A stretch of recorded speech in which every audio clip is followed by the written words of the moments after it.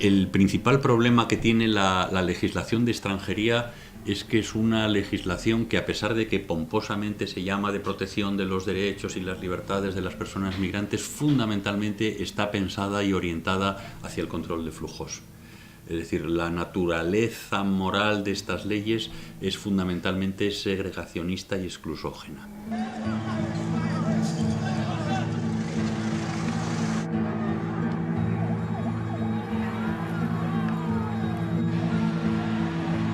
Y en ese sentido es una filosofía más perversa que la del derecho penal. Yo soy un penalista, porque el derecho penal surge precisamente para limitar el poder, para que el Estado, primero, limite el poder de los ciudadanos y se envainen la espada y eviten utilizar la venganza como forma de resolver los conflictos. Y segundo, establece unos máximos de intervención para que el Estado nunca se pase.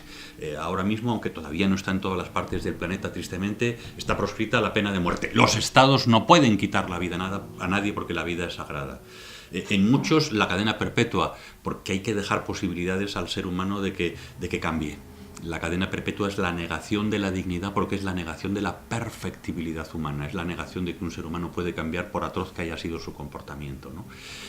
Entonces, el penal es limitar el poder del Estado. Extranjería tiene la perversión de que lo que hace es dar poderes al Estado para incluso prescindir de la persona, para que no entre, para que no tenga ese paraguas protector.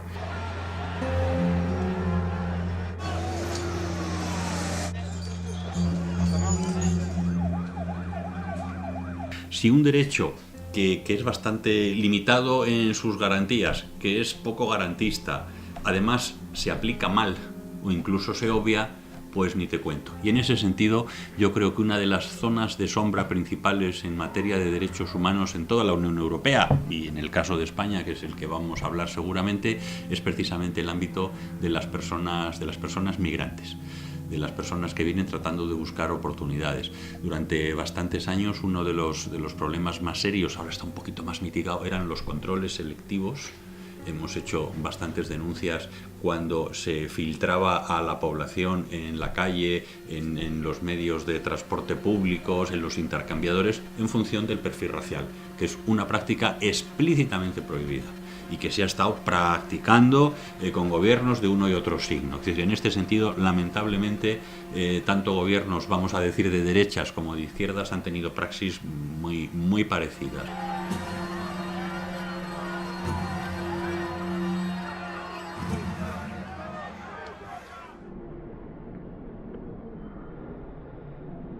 En este momento hay un tema, a mí me parece que es sangrante en ese sentido, y prueba de ello es que las comunidades autónomas del Estado han respondido de manera dispar, que es el tema de privar de derecho de asistencia sanitaria a las personas que no tienen regularizada su situación en España.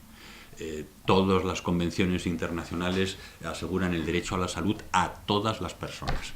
Una de las perversiones más gordas que hace el derecho de extranjería es introducir de manera sibilina un concepto que viene del derecho penal en algún autor, el tal Jacobs, que es el concepto de no persona.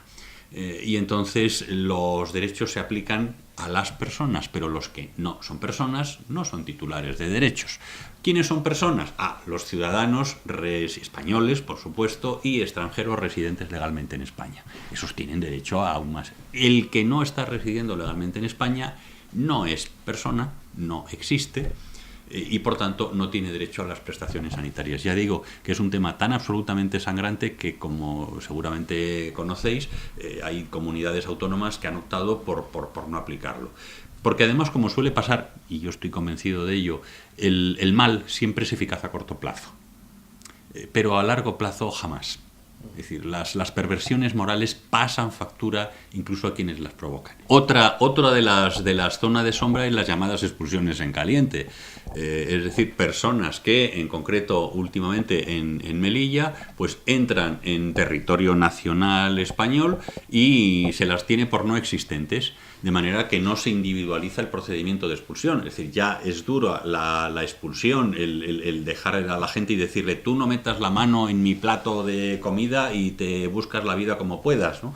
Que yo, como soy jurista, naturalmente que soy partidario de la regulación de los flujos, es decir, creo que todos los factores humanos tienen que ser sometidos a leyes, incluido desde luego las transacciones financieras, que paradójicamente las tesis neoliberales dicen libertad absoluta para los mercados financieros, que el capital se mueva por todo el planeta sin ninguna cortapisa. Pero luego ya dicen, las mercancías, hombre, pues depende. Si no me interesa porque soy un país del norte, entonces pongo tarifas arancelarias, aplico políticas proteccionistas en frontera, de manera que ya los productos del sur les va a costar un poquito más entrar. Y naturalmente, si en lugar de ser mercancías se trata de personas, ya pongo todas las cortapisas, a menos que sea un rico, un futbolista o un artista famoso, ¿no? Entonces, en ese sentido, la legislación de extranjería, insisto, que aunque a mí no me guste nada, tiene algunas garantías, pero si además esas garantías las obvias y te las saltas, lo que haces es reducir una persona a cosa. Para mí lo más grave de las expulsiones en caliente es que una persona que ha entrado en territorio nacional, que ha entrado en un Estado de Derecho, en una sociedad avanzada, civilizada, occidental, con una serie de valores como la libertad, la igualdad, la justicia, el pluralismo político, a esa persona le niego lo que no niego a un asesino en serie en el estado más totalitario que tenga pena de muerte, que es el derecho a la última palabra. A él le niego el derecho a la primera. Es decir, esa persona se encuentra con que va a ser expulsada, bien por la Guardia Civil, bien por las fuerzas auxiliares marroquíes a las que dejamos que entren en territorio nacional para que nos hagan el trabajo sucio de paso, y no puede decir que soy objeto de trata, que soy una mujer embarazada o que soy un hombre perseguido en mi país, que tengo hambre, que necesito que me vea el médico, que necesito... Es decir, los seres humanos somos seres para el encuentro. La palabra es precisamente lo que nos humaniza. El negarle a alguien la palabra, el que pueda decirme algo, lo que sea, al margen de la ley, al margen de que luego a lo mejor en aplicación de esa ley tenga que expulsarle, el negarle el que me pueda decir que necesito un médico, que tengo esta situación, que en mi país estoy perseguido, que... Eso a mí me parece de una, no inmoralidad ya, sino una inhumanidad tan brutal que nos descalifica a quienes por acción o por omisión somos partícipes de estas prácticas. Nuestra dignidad está en juego en la medida en que identifiquemos las necesidades, que son muy pocas, que en Occidente y en el Norte hemos confundido necesidades con deseos, y las necesidades son las que tienen que ser satisfechas por los derechos. Y la dignidad de la persona estará tanto más respaldada en la medida que identifiquemos las necesidades básicas, las respaldemos con derechos y al mismo tiempo adoptemos políticas que traten de mantener a raya a los intereses, porque el gran enemigo de las necesidades y de los derechos son los intereses.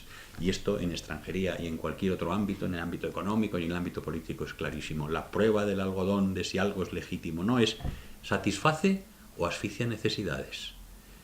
¿Expande y amplía los derechos o los restringe y los hace selectivos y dice si estás en este cajoncito sí, si estás en este otro no? Y por último, ¿en qué medida tiene a raya los intereses?